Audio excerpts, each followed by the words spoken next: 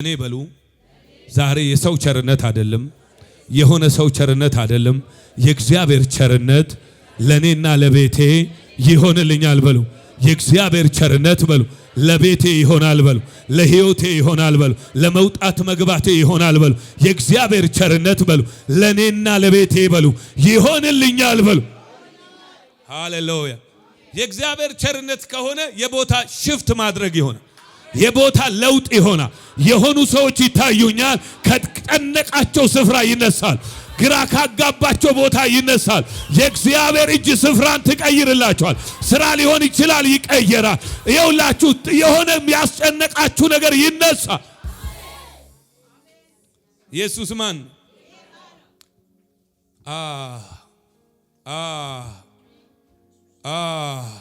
ለአንድ ሰው እንዲህ በሉት፣ እግዚአብሔር ስለ ትውልድ ይጨነቃል በሉት። እግዚአብሔር ስለ ትውልድ ይጨነቃል በሉት። ሃሌሉያ! ሁለተኛ ሳሙኤል ምዕራፍ 9ን ታወጡልኛላችሁ። ከዛ ክፍል ነው ማገለግላችሁ። ጥቂት የእግዚአብሔርን ቃል አወራለሁ። ከዛ በኋላ እግዚአብሔር በውስጤ ያስቀመጠውን ጸጋ እግዚአብሔር ይገልጣል። ሃሌሉያ! ውይ ክርክር ሲያበቃ ያለው፣ ሙግት ሲያበቃ ያለው፣ ክርክር ሲያበቃ ያለው፣ ብዙዎች ወገባቸውን ሲፈወሱ ያለው፣ እግሮቻቸውን ሲፈወሱ ያለው፣ እግዚአብሔር ምልክት ሲያደርግ ያለው። ኢየሱስ ጌታ! የእግዚአብሔር ቸርነት፣ ጥቂት ስለ እግዚአብሔር ቸርነት ላውራ። የእግዚአብሔር ቸርነት ማለት ሰው ማይችለው፣ ሰው ማድረግ የሚያቅተው ነገር ግን እግዚአብሔር የማያቅተው ማለት ነው። ለምሳሌ ሰው አንድ ነገር አድርጎላችሁ ሌላ ነገር ማድረግ ሊያቅተው ይችላል። ሰው ምግብ ገዝቶላችሁ ውሃ ላይ ገዛላችሁ ይችላል። ሰው ቤት ገዝቶላችሁ ቤት ውስጥ የምትመገቡትን ነገር ላይሰጣችሁ ይችላል። ምክንያቱም የሰው ቸርነት ውስንነት አለበት። የሰው ቸርነት አንዱን አድርጎ አንዱን አያደርግም። የሰው ቸርነት ግማሽ ነው፣ ሙሉ አይደለም። የሰው ቸርነት የሚጀምረው ከፍቅር ነው። ከወደደ ነው ቸር የሚሆንልህ። የሰው ቸርነት ከሚጠላ ከሆነ የለም። አንድ ሰው ከወደደ ነው የሚከተል። አንድ ሰው ከወደደ ነው ምግብ የሚገዛል። ሰው ለጠላቱ ምግብ አይገዛም። ሰው ለጠላቱ መልካም ነገር አያደርግም። ለምን? የሰው ቸርነት ከፍቅር ነው የሚጀምረው። አጋጅርቱ ኢየሱስ ጎፍተላ ሐራ ከነሲን እንጀራ ሐራ ከነንጀራ ጋሩማን ዋቀዮ መነከሰኒት ሙላት ከናን ዋቀዮ መነከሰኒት ሙላት ኤቢ ዋቀዮ መነከሰኒት ሙላት። ቸርነት ዛሬ ሰው ወዶ እንዲያደርግላችሁ አይደለም። ሰው ጠልቷችሁ የሆነ ነገር እንዲከለክላችሁ አይደለም። የማይከለከል የእግዚአብሔር ቸርነት ለእናንተ ይሆን። ከምንም የማይጀምር ከልጁ ደም የሚጀምር ከኢየሱስ ፍቅር የሚጀምር የእግዚአብሔር ቸርነት በሕይወታችሁ ያልፋል። እግዚአብሔር እንዲህ እያለኝ ነው፣ ክርክሩ አልፏል። አላልፍም ያለች ሴት አለች፣ እግዚአብሔር አሳልፍሻለዋል። እንዴት አልፋለሁ ያለች ሴት አለች፣ እግዚአብሔር አሳልፍሻለሁ ይላል። እግዚአብሔር አሳልፍሻለሁ ይልሻል። አላዳጋባስ ቸርነት እንደዛ ነው። ሰው የሚወደው ነው አብሮ ሻይ የሚጠጣው። ከጠላቱ ጋር ቁጭ ብሎ ሻይ አይጠጣም። ሰው የሚወደው ነው ቤቱ የሚጠራው፣ ጠላቱን አይጠላም። ለምን? ሰው ቸርነቱን የሚያሳየው ለሚወደው ሰው። ዛሬ የምነግርህ እንደዛ አይደለም። ዝም ብሎ ቸርነት ይደረግልሃል። ዛሬ ከእግዚአብሔር ዘንድ ቸርነት ይደረጋል። ኢየሱስ ጌታ እና በዚህ መጽሐፍ ሁለተኛ ሳሙኤል ምዕራፍ 9 ቁጥር 1 ላይ እንዲህ ይላል፣ ዳዊትም ስለ ዮናታን ቸርነትን አደርግ ዘንድ ከሳኦል ቤት አንድ ሰው ቀርቷልን አለ።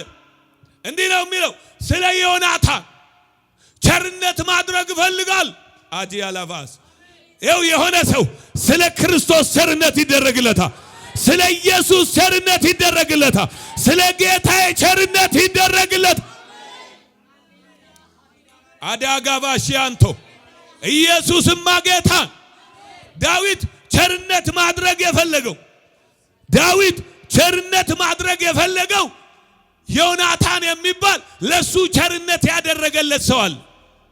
ዳዊት በሳኦል ቤት እያለ ሳኦል እሱን በሚያሳድድበት ጊዜ ዮናታን የሳኦል ልጅ እንዲህ አለ፣ ሞቴ ይሁን እኔ አለ መንገስ ሲገባኝ ንግስናዬን አንተ ውሰዳ። ዮናታን ማለት እኔ እንደ ኢየሱስ ነው ማየው። ከዳዊት ምንም ፈልጎ አይደል፣ በንጉስ ቤት ያለ ሰው በብዙ ምቾት በብዙ መልካም ነገር ውስጥ ያለ ነው። ሳኦል ሲሞት ንጉስ የሚሆነው ዮናታን። ስለዚህ ለዮናታን ቀላል የሚሆነው ዳዊትን ማስመለጥ አይደለም፣ ገሎት ንጉስ መሆን። ነገር ግን እንዲህ አለ፣ እኔ ማየው አለ የራሴን ወንበር አይደለም፣ እግዚአብሔር በዳዊት ውስጥ ያስቀመጠውን ያንን ንግስና ነው። ስለዚህ አለ ቸርነት አደርጋለሁ። አዳጋባስ ዛሬ ለሆነ ሰው፣ ዛሬ ለሆነ እህት፣ ዛሬ ለሆነ ወንድም ከሱ ያልሆነ ከእግዚአብሔር ብቻ የሆነ ቸርነት ይደረጋል። ከሰው ያልሆነ ቸርነት ይደረጋል። ከሰው ያልሆነ ድል ይደረጋል። ይኸውላችሁ ዳዊት ቸርነት ማድረግ የፈለገው ዮናታንን ስለሚወደው አይደለም፣ ቸርነት ስላደረገለት ውለታውን ሊከፍል። ምኑን ሊከፍል? ውለታውን። ይኸውላችሁ ሁለቱ ተማምለው ነው የተለያዩት። እኔ አለ ሞትን በአንተ ላይ እንዳይሆን አደርጋለሁ፣ የሚመጣው ዘመን ላይ አለ ንጉሱ አንተና ዮናታን ማካታስ እና አለው። ስለዚህ ንግስናው ላይ በተቀመጥክ ጊዜ ለኔና ለቤቴ ምን አድርግ? ቸርነት። ምን እያለው ነው? ውለታዬን ክፈል እያለው ነው። የሆነ ሰው ካለ ምንም ውለታ ከእግዚአብሔር እጅ በጎነት ይበዛለት፣ በጎነት ይበዛለት፣ ድል ይበዛለት። አላባስ እግዚአብሔር ያደርግልኛል በለው። አጠገብላለሁ ለሚኮንን ንገረው፣ እግዚአብሔር ያደርግልኛል በለው። አንተ ምን ስለሆንክ ካለ ይኸውልህ ዳዊት ስለ ዮናታን ቸርነት ካደረገ እግዚአብሔር ስለ ኢየሱስ ብለው ለሆነ ሰው ስለሆነ ሰው ቸርነት ይደረጋል። ዳዊትም ስልጣኑን በያዘ ጊዜ ጊዜው በደረሰ ጊዜ ቸርነት አደርጋለሁ። የማንን ቸርነት? የማንን? የእግዚአብሔርን ቸርነት። የእግዚአብሔር ቸርነት ውለታ አይፈልግም። የእግዚአብሔር ቸርነት ቁመና አይም። የእግዚአብሔር ቸርነት ፊት አያደላም። የእግዚአብሔር ቸርነት ዝም ብሎ የሚደረግ። ዳዊት እንዲህ አለ፣ ለምንድነው የእግዚአብሔርን ቸርነት ማድረግ የፈለከው ብዬ መጽሐፌን ሳጠና ዳዊት የዚህ የዮናታን ቤተሰብ ከሳኦል ጀምሮ ልጆቹ ዳዊትን ሲያሳድዱት ነበር። እንዴት ሲያሳድዱት ነበር ካልከኝ ዳዊት እናትና አባቱን ይዞ ወደ ግብጽ እስኪሸሽ ድረስ፣ ሞትን እስኪሸሽ ድረስ፣ ዘሩ እስኪሰደድ ድረስ የደረሰ በጥሻ ውስጥ እየተሽለከለከ ከሳኦል ፈርቶ ሲሸሽ የነበረ ሰው ብዙ ቂም አለበት ዳዊት ውስጥ። አሁን ቤተሰቡን ያሸሸ በንጉስ ፊት ለአጩን አዝረክርኮ የወደቀ ሰውዬ ምህረት ማድረግ አይችልም። የተበደለው በደል እጅግ ትልቅ። እኔ አለ እንደ ሰው ተበድያለሁ፣ ቂም አለብኝ፣ መጉዳት ነው የምፈልገው። አሁን የራሴን ነገር አይደለም ማድረግ የምፈልገው እና ሲባል ዳዊት እንዲህ አለ፣ እኔ አሁን ከቂሜ ያለፈ በምህረት የተሞላ የእግዚአብሔርን ቸርነት ማድረግ እፈልጋለሁ። ለሆነ ሰው ከስራው የተነሳ አይደለም፣ ከባህሪው የተነሳ አይደለም፣ ከልጁ ደም የተነሳ ቸርነት ይሆን። አጠገብ ላለው እግዚአብሔር ቸርነት ያገኘኛል በል። አቦ ነገደ ሲጀሪ የእግዚአብሔር ቸርነት ይደረጋል በል። ሃሌሉያ። ይኸውላችሁ እዚህ የመጣችሁት የእግዚአብሔርን ቃል ልሰሙን። ስለዚህ ያ ቃል ሳያገኛችሁ አትወጡ፣ ያ በረከት ሳያገኛችሁ አትወጡ። እንድትተላለፉ የሚፈልግ ጨለማ የተመታ ይሁን።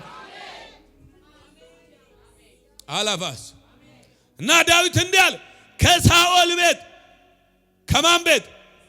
ከጠላቴ ቤት፣ ከሚያሳድደኝ ቤት፣ ሊያጠፋኝ ከሚፈልገው ቤት እንዲህ ማድረግ እፈልጋለሁ።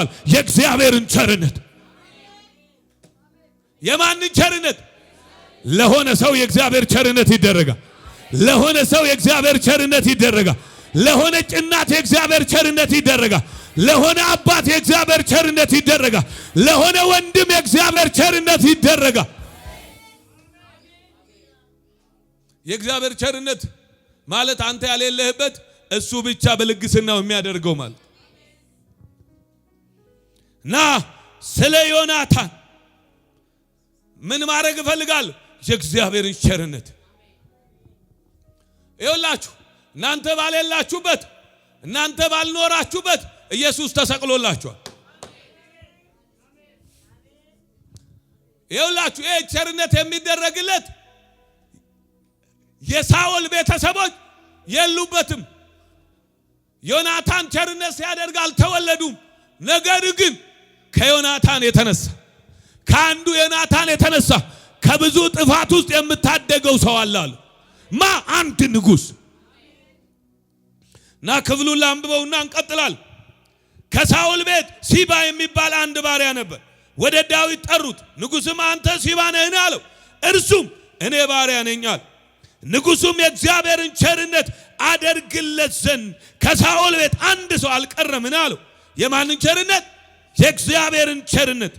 ሲባም ንጉሥ ሆይ እግሩ ሽባ የሆነ የዮናታን ልጅ አለ አለው። ንጉስም ወዴት ነው አለው። እርሱም በንጉስ እነሆ እርሱ በሎዶባር በአሚኤል ልጅ በማርኪር ቤት አለ አለው። ንጉስም ዳዊት ልኮ ከሎዶባር ከአሚኤል ልጅ ከሚካር ቤት አስመጣው ይላል። ኢየሱስ ማን? ይኸውልህ ሲባ የማን ባሪያ ነው? የሳኦል ባሪያ ነው። የሳኦልን ንብረት በሙላ ይዞት ያለ እሱን፣ ንብረቶቹን በሙላ በእጁ ይዞ ያለው እሱን። ዛሬ እጃችሁ ከፍ አድርጉላችሁ በጌታ የእግዚአብሔር ቸርነት ይደረግልኛል በሉ። አረ አምናችሁ በሉ። የእግዚአብሔር ቸርነት ይደረግልኛል በሉ። በኢየሱስ ስም ይደረግላችሁ። ኢየሱስ ጌታ። እንቅድም እንዳልኳችሁ ነው። የእግዚአብሔር ቸርነት እናንተ ያለላችሁበት እግዚአብሔር ዝም ብሎ ስለሚወዳችሁ የሚሰጣችሁ። አሁን የሆነ ሰው እሱ ያለለበት ክርክር፣ እሱ ያለለበት ጭቅጭቅ፣ እሱ ያለለበት ምንም አይነት ልፋት ከእግዚአብሔር ብቻ የሆነ በረከት ያገኘው እኔ አምናለሁ ያገኘዋል። እና የእግዚአብሔርን ቸርነት የማደርግለት ሰው ከዮናታን ወገን ከሳኦል ቤት አለና አለ። ሲባ የንጉስ ባሪያ። ትንሽ ነገር ልንገራችሁ። ትንሽ ነገር ሎዶባር ያለው ሜፊቦስቴ መኖሪያው እዛ አልነበረም፣ ንጉስ ቤት ነበር። ቀን ነው ሎዶባር ያስገባው። ይሄ ሰው ለንግስና የተመረጠ ከንጉስ ቤት የተወለደ ነው። አይገርምም? አባቱ ከሎዶባር ሊያወጣው አይችልም። እናቱ ከሎዶባር ልታወጣው አትችልም። አያቶቹ ሊያወጡት አይችልም። ለምን ካላችሁ ይሞተዋል። ተንጠልጥለው ፀሐይ ላይ ተሰጥተዋል። ሊያተርፉት አይችሉም። ሰው ሊሚቴሽን ነው ህይወቱ።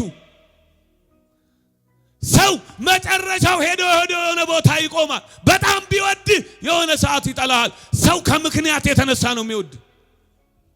ይሄ ሰው ሜፊቦስቴ የሚባለው የዮናታን ልጅ ቤተ መንግስት የኖረው ንጉስ ስለሆነ አይደለም፣ ከንጉስ ስለተወለደ ነው። ስለተወለደ ነው እዛ ቁጭ ያለው። ንጉሱ ሲወርድ ይወርዳል። አንዳንድ ከስልጣኑ የማይወርድ አንዳንድ ሹም ሽረት ያለበት የጸና መንግስት ያለው መንግስት ራሱ ከሱ የተወሰደ። አንድ ሰው ማን ነው ደፋር? እኔ ንጉስ ልጅ ነኝ የሚል አልሻርም የሚል አልወርድም የሚል ማን ነው? የሆነ ሰው በእግዚአብሔር ቸርነት ከሎዶባር ይወጣ። ነግሬ ያለው ከሎዶባር መውጣት ይሆናል። ከሎዶባር ትወጣለህ። ማጋታስ ይኸው የሆነ ሴፍ ሲያልፋ ያለው ያስቸግራችሁን ነገር ሲቆርጣ ያለው ይኸው ማገለግለው ጌታ አንድ ሴፍ ሸረሪት ሲጠርካ ያለው ሸረሪት ሲጠርካ ያለው ዳመናችሁን ያዘውን ሲመታ ያለው ፊት ለፊታችሁ የቆመውን ሲገለብጥ ያለው ይገርማል። አላሉ ቸርነት የሚደረግለት ሰው አለ ተባለ። ነገር ግን አለው ቸርነት የሚደረግለት ሰው ሙሉ ሰው አይደለም። ሲባ ምን እንዳለ ታውቃላችሁ? አለ መኖር አለ። ነገር ግን አለ ሽባ ነው። ምን እያለ መሰለ? አይመጥንም እያለን ለንጉስ ቤት አይሆንም እያለን ለቸርነት አይሆንም እያለን ሙሉ ሰው ቢሆን ገብቶ ቸርነት ቢደረግለትም ችግር የለውም እያለ አይደለም። ሰው አንካሳ ነው አለ። ሽባ ነው ደሞ አለ። እንደ ንጉስ እየኖረ አይደለም፣ ጥገኛ ነው አለ። ሰው ቤት ሎዶባር የተቀመጠ ሰው ነው አለ። ብዙ እንከን አመጣ። ግን እንዲህ አለ፣ አሁን አለ የኔ ቸርነት አይደለም የእግዚአብሔር ነው። የእግዚአብሔር ቸርነት ውስጥ ውድድር የለም። ሁሉ የሚገባበት ሁሉ የሚበላበት ነው። ይኸው ንጉስ አይሰስትም። ፊት አይታይም እዚህ የእግዚአብሔር ምሕረት ውስጥ፣ እግር አይታይም የእግዚአብሔር ቸርነት ውስጥ፣ ልብስ አይታይም የእግዚአብሔር ቸርነት ውስጥ። የሚታየው ቸርነት አድራጊው የልግስናው ልግስና ነው የሚታየው። ዛሬ የሆነ ሰው ይኸውልህ በማይመጥነው ስፍራ በእግዚአብሔር ብቃት የሚቆም ሰው አለ። በእግዚአብሔር ችሎታ የሚቆም ሰው አለ። በእግዚአብሔር እርዳታ የሚቆም ሰው አለ። ምሕረት ላድርጋል ቸርነት ላድርጋል የት አለ ሲባል ሎዶባር ነው ያለው። ሎዶባር ቦታው ምን አይነት ማሰላችሁ? ዝቅተኛ ቦታ ይለዋል መጽሐፍ። ያነሰ ቦታ። አንዳንድ የመጽሐፍ ቅዱስ አዋቂዎች ደግሞ ቆሻሻ የሚጣልበት ተራ ቦታ ነው ብለው ይገልጹታል። ሰውየው እኮ ንጉስ ነበር፣ ንጉስ ቤት የሚኖር ነበር። ቀን መጣና ሎዶባር ጣለው። ነገርኩ ቀን ጥሎኛል የምትል ሰውዬ ካለ አንድ እህት ካለች ዛሬ እግዚአብሔር ቸርነት ከሎዶባር ያወጣሻል። እኔ ከሎዶባር ወጣለሁ በል በኢየሱስ። የሆነ ሰው የቦታ ሽፍት ያደርጋል፣ የሥራ ሽፍት ያደርጋል፣ የአቋም ሽፍት ያደርጋል። የሆነ ሰው ግን ከሎዶባር ይወጣል። የሆነ ሰው ግን ወደ ቤተ መንግስት ይመጣል፣ ወደ ድሉ ማማ ይገባል። የንጉስ ልጅ የነበረ በብዙ ባለሟሎች የሚውል የነበረ ሰውዬ ሳኦልና አባቱ ዮናታን እንደሞተ በተሰማ ጊዜ ይላል ሰራተኛይቷ ሞግዚቷ ደንግጣ ከቤተ መንግስት ይዛው ስትወጣ ተደናቅፋ ከሷ ላይ ወርቆ ተሰበረ። እግሮቹ ሽባ ሆኑ፣ መራመድ አይችልም። ከሚከብርበት ቦታ ወጣ። ትዝ ይላችኋል ወይ? አዳም በተሳሳተ ጊዜ ወደ ሎዶባር ወረደ። እግዚአብሔር በኤደን ገነት የሰው ልጅ አስቀመጠ። ይኸውላችሁ አመጋገባችን ራሱ በዛ በጣም የሚገርም ነበር። ሲርበን እንዲህ ስንል ብርቱካን ነው እጃችን የሚገባው፣ እንዲህ ስንል ፓፓዬ ነበር። ህይወት ቀላል ነበር። እግዚአብሔር ኤደን ገነትን ለሰው እንደሚመች አድርጎ ሰርቶት ነበር።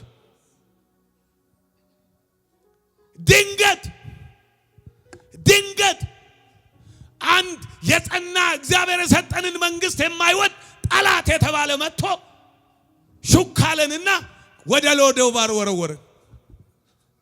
ወደ ምን? ሎዶባር ማለት ዝቅተኛ የማይመጥነን መንደር ማለት። ዛሬ የሆነ ሰው ከማይመጥነው ስፍራ በእግዚአብሔር ቸርነት ይወጣል። ከማይመጥነው ህይወት እግዚአብሔር ያወጣዋል። ከማይመጥን መንደር እግዚአብሔር ያገላግለዋል። ማን ነው አመኝ እለቃለሁ የሚል እቀይራለሁ የሚል? ማን ነው ደፋር?